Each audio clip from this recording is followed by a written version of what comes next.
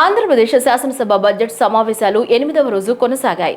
ఈ ఉదయం సభా కార్యకలాపాలు ప్రారంభిస్తూ శాసనసభాపతి చింతకాయల అయ్యన్న పాత్రుడు మాట్లాడుతూ గత రాత్రి జరిగిన ఛాంపియన్స్ ట్రోఫీలో ఫైనల్లో భారత క్రికెట్ జట్టు విజయం పట్ల తెలుగు ప్రజలు ఆంధ్రప్రదేశ్ శాసనసభ తరపున భారత జట్టుకు అభినందనలు తెలిపారు.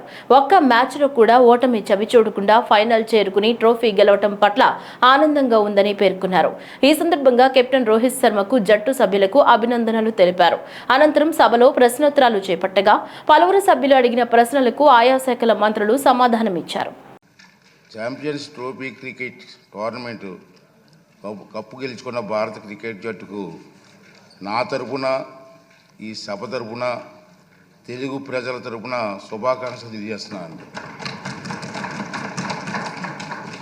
మన దేశం ఈ కప్పు గెలుచుకోవడం మూడోసారి.